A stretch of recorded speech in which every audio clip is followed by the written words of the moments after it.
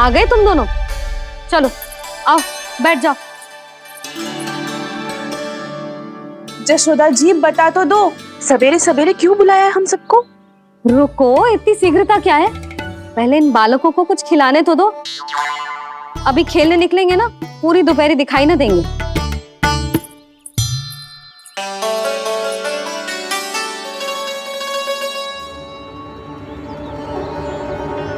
मैया देखो ना, कैसे अपने आभूषणों का दिखावा कर रही है जो सुलोचना।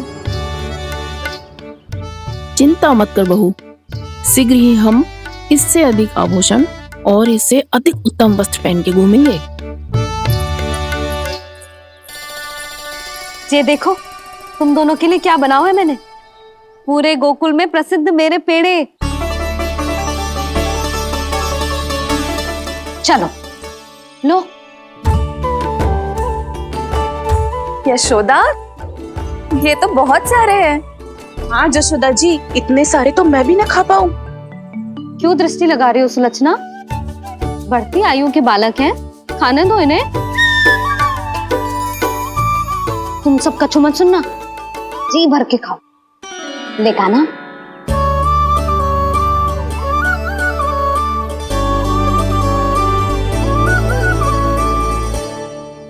हे नारायण, मैंने अपने कान्हा को जो सिखाओ है, बस वे उसे स्मरण रखें और उसका पालन करें।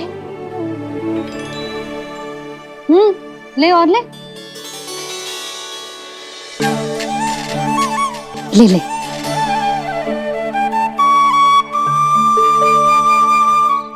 आज तो एक के बाद एक पेड़ मिल रहे हैं, वो भी बिना रोक टोक के। मैया दो के बाद तीसरी मिठाई बड़ी कठिनाई से खाने देती है, पर आज सादा लाड पेड़ों के माध्यम से जिता रही है। कछु तो रहस्य है। प्रभु, क्या आप भी वही सोच रहे हैं जो मैं सोच रही हूँ? कोई परीक्षा तो नहीं ले रही है ये? किस सोच में पड़ गए तुम दोनों?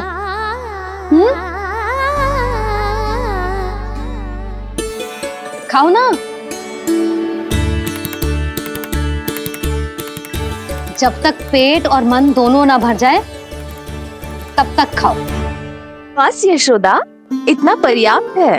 अरे ना जिज्जी, घर के शुद्ध मावा और गुड़ के बने, कितना भी खा ले कोई हानि ना होगी। लो और लो।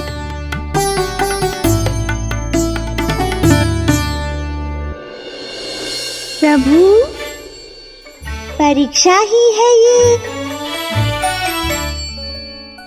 ये तो खाए जा रहा है। कहीं मेरी दी हुई सीख फूल तो ना खाओ, सारा खेल बिगड़ जाएगा। सदैव स्मरण रखियो लल्ला, लोभ बहुत भयानक होता है, बहुत भयंकर।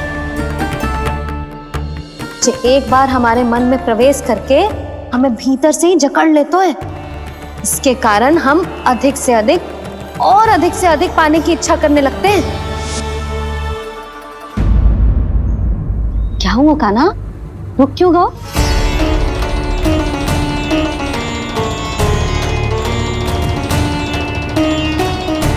आपने तो सिखाया था मैया, जितनी आवश्यकता हो उतना ही लेना चाहिए, लोभ कभी ना करना चाहिए। बहुत बुरा राक्षस है लोभ।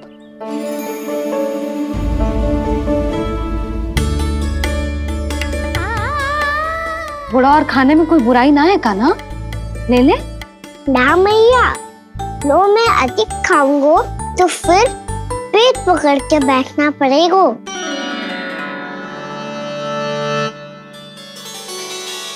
हाँ, मेरा भी पेट भर गया। कान्हा सही कह रहा है छोटी माँ, लोग बहुत भयानक राक्षस है। जो भी लोग के चक्कर में पड़ेगो वो बहुत बुरा फंसेगो। अच्छा जाओ, जाके खेलो तुम दोनों।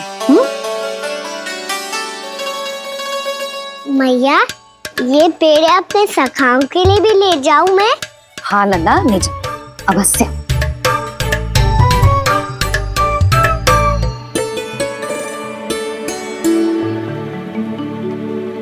देखो, जो बात इन नन्हे से बालकों को भी समझ में आ रही है, वो तुम सबकी समझ क्यों ना आ रही?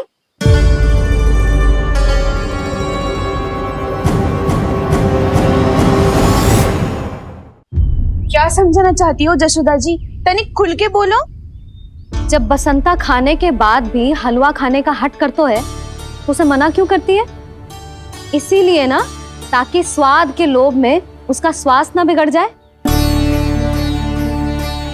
और उज्जवल, जब भरी दोपहरी में बाहर खेलने का हट करतो है तो तू उसे मना क्यों करती है? इसीलिए ना कि खेल के लोभ में उसे लू ना लग जाए। हाँ, और पुराण पढ़ना तो अच्छी बात है ना। तो श्रीदामा जब रात में दीप के प्रकाश में पुराण की कथाएं पढ़ना चाहते है तो क्यों मना करती है? उसे बता। ताकि कथाओं के लोभ में उसकी दृष्टि खराब ना हो जाए जीजी। तो इसका अर्थ तो यही है ना कि लोभ चाहे पेड़ों का हो, चाहे पुराण की कथाओं का हो, या फिर अधिक धन अर्जित करने का हो, लोभ सदैव हानिकारक ही होता है। जे बात तुम ही सब ना समझोगी तो अपने बालकों को कैसे समझाओगी? बोलो। हम सबकी मैया यहाँ क्यों आई है? डांट पड़ी क्या?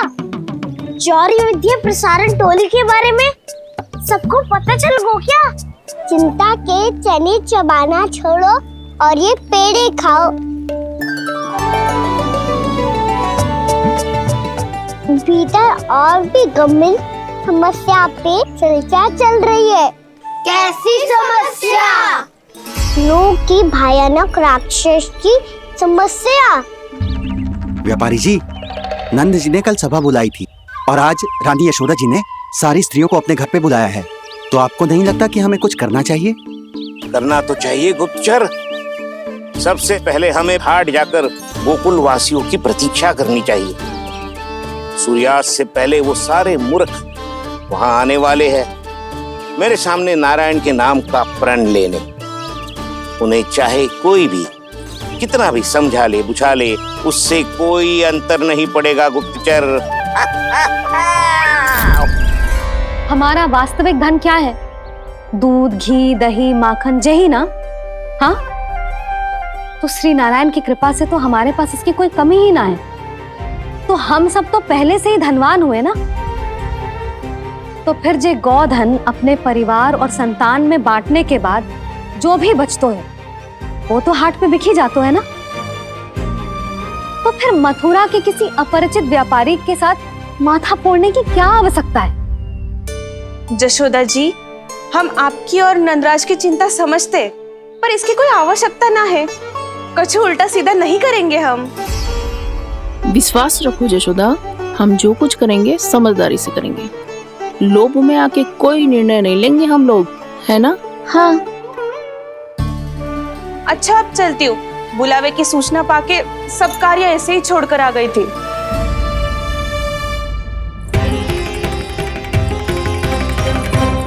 अब किसको घेलियो? लोभ के भयानक राक्षस ने। ये तो तभी पता चलेगा जब वो सब बाहर आएंगी। तब तो सबको बहुत ध्यान से देखना पड़ेगा।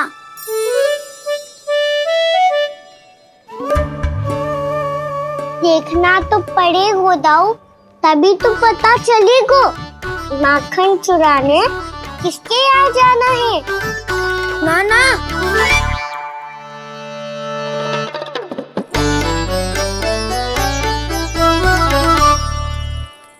लोग का राक्षस तो उनके पास दिख ना रहे हुआ है।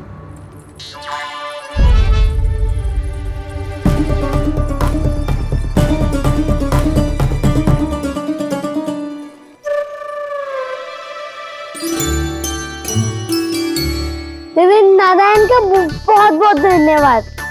कान्हा, मेरी मैया को घेर रहे है क्या उस राक्षस ने?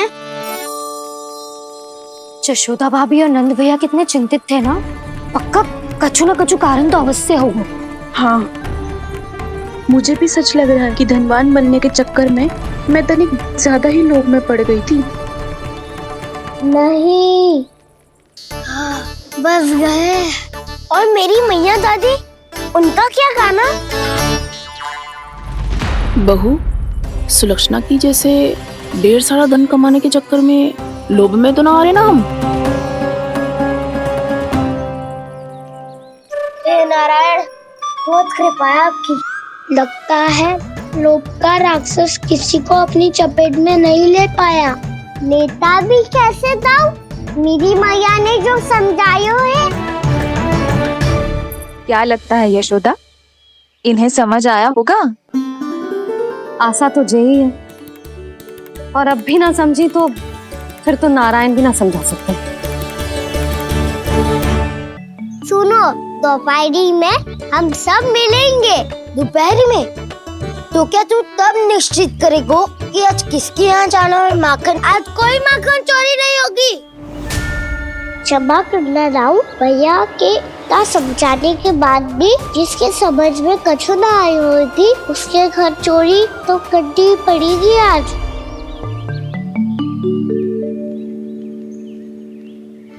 व्यापारी जी, सारी स्त्रियां एक साथ यहीं आ रही हैं। मेरे चक्रव्यूह में फंसने की इतनी शीघ्रता कि संध्या तक भी नहीं रुक पाई।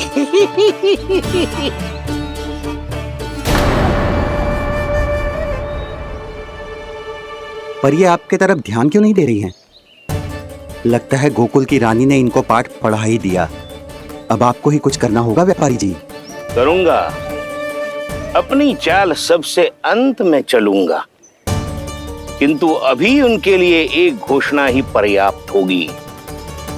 तुमने सबको सूचित तो कर दिया है ना कि सबको अग्रिम धनराशि मिलेगी, वो भी दूध, दही, माखन, घी बेचने के बाद नहीं, वो पहले ही मिला करेगी। वो भी केवल एक दिन की नहीं, पूरे सप्ताह की। मैं बिल्कुल सही कह रही थी। जशोदा जी और नंदराज व्यर्थ ही चिंता कर रहे थे। यदि इन व्यापारी जी के मन में कोई मैल होता तुझे अग्रिम धनराशि थोड़ी ना देते। बात तो तुम सही कह रही हो सुलक्षणा।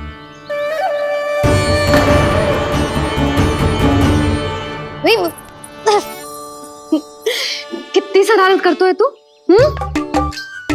काजल लगाने दे मुझे। भैया पहले मुकुट लगाओ ना।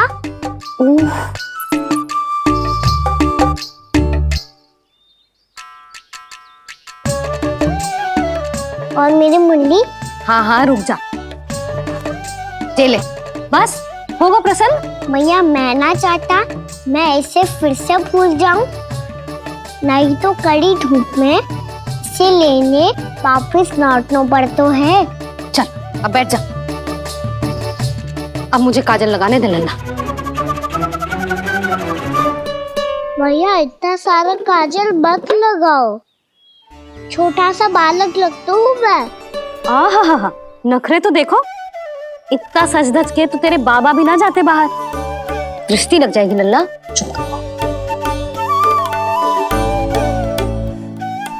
उनको तो आ सकता ही ना है भैया, वो तो गोकुल के राजा है। वैसे भी मुझे भी कम मत समझो, मैं भी राजा हूँ अपनी टोली का। कौन सी टोली? अपनी। ये क्या कर रहे हैं प्रभु? बता, कौन सी टोली? बालकों की टोली मैया, मारी खीर वाली टोली का।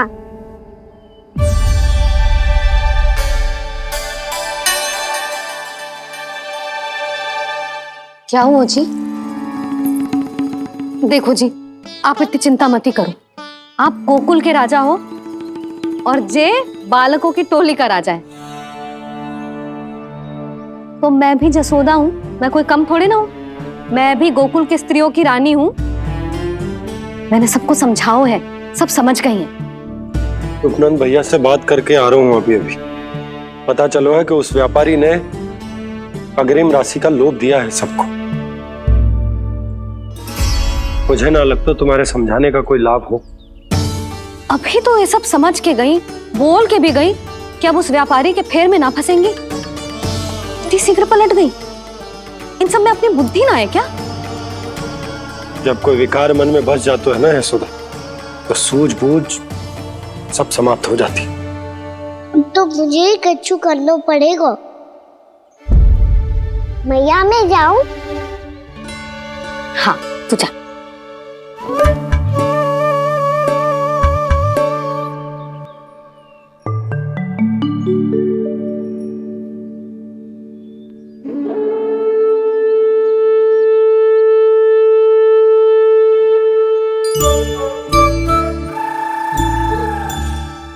बहुत बड़ी समस्या हो गई है सखाओ। कैसी समस्या? लोभ का भयानक राक्षस कहीं ना गए हो, वो अभी भी यही है।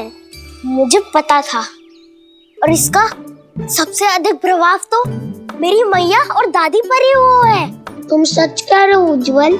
हाँ। अरे कछु ना बलदाऊ, जे बड़ बोला तो ऐसे ही बात करते रहेगा बड़ा चढ़ा के। बड़ा चढ़ा के नहीं बोल रहा हूँ मैं।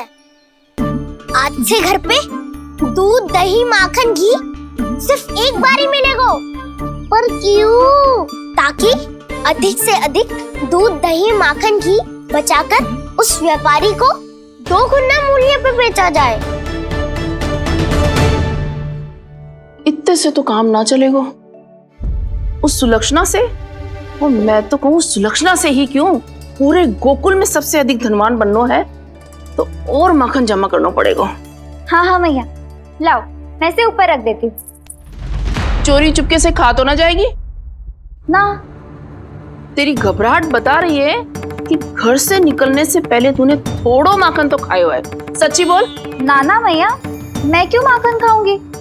मैं भी तेरी मैया हूँ लाली, माप के रखो तो मैंने।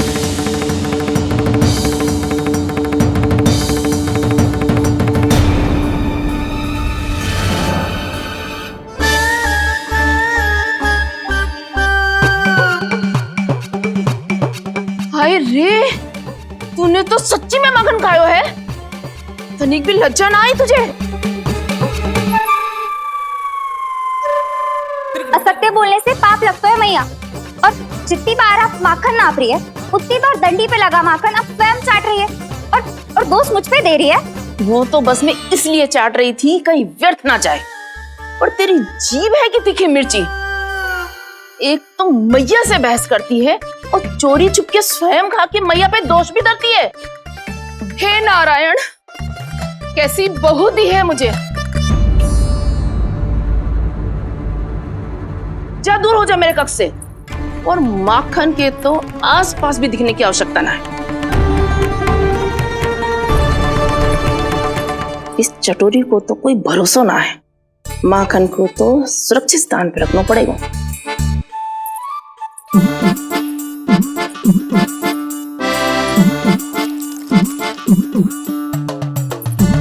यदि बहू ने अब मटकी उतारने को प्रयास किया तो अचानक पानी गिर जाएगा और घबरा के वो चिल्लाएगी और मुझे पता पड़ जाएगा। मैया,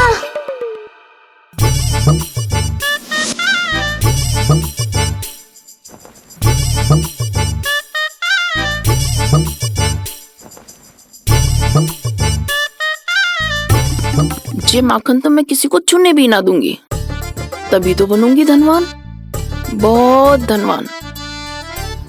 मैया माखन बेचने कहीं अकेली ना निकल जाए। जे तो पता भी ना चलने देगी कि कितना धन मिलो है। इन्हें अकेली धनवान ना बनने दूंगी मैं भी बनूंगी धनवान, बहुत धनवान। पहले तो जब चाहे तब भरपूर माखन खा सकता था, पर अब दोनों तो ऐसे संभाल के रखती हैं कि जैसे माखन की मटकी ना स्वप्न का कलश हो। मेरे यहाँ भी ऐसा ही हो रहा है। नारायण का बहुत बहुत धन्यवाद। नंदजी और जशोदा जी की बातों में आने से पहले ही सत्य का पता चल गया।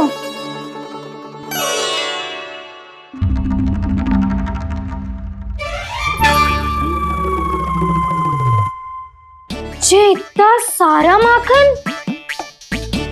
दृष्टि मत लगा, पेट पे पट्टी बांध के रात रात भर भूखा रह के बड़ी कठिनाई से माखन इकट्ठा किया है जे। तो क्या आपने निर्णय ले लियो है कि आप उस व्यापारी को वचन दे दोगी? अरे जब द्वार पे साक्षात लक्ष्मी जी हो तो द्वार बंद ना करते बावली। तू अभी छोटी है, मैं तो कहती हूँ तू भी अपने भविष्य के बारे में अभी से सोचना आरंभ कर दे। कटौती तो मेरे घर पे भी आरंभ हो गई है खाना। वो मैया ने कहा है या दूध चाहिए या दही चाहिए या माखन चाहिए, जो भी चाहिए एक ही बार मिलेगा।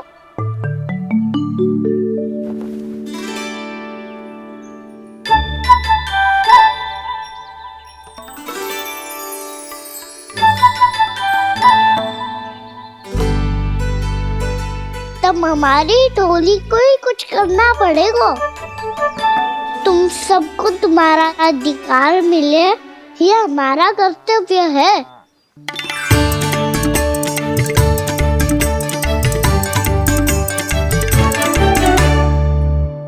अब हम कछु ना कर सकते यशोदा।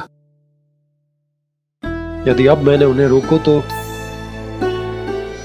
उन्हें लगेगा कि मैं उनसे उनकी उन्नति का अधिकार छीन लूं। दूध दही माखन पे सबसे पहला अधिकार बछड़ों का होता है, फिर घर के बालकों का, और ये अधिकार हमें दिलाना चाहिए, है ना दाऊ? मैं सब समझता हूँ कान्हा, तुम मुझसे इसलिए पूछ रहे हो ताकि तुम माखन चोरी की योजना बना सको, पर मैं तुम्हारा समर्थन नहीं करूँगा। पर दाऊ ना, पिछली बार तुमने ही कहा था ना कि हम ये चोरी केवल वानर महाराज की सहायता के लिए कर रहे हैं। लो, वानर महाराज भी आ गए हमारा साथ देने। आज कोई किसी का साथ नहीं देगा, आज कोई किसी का साथ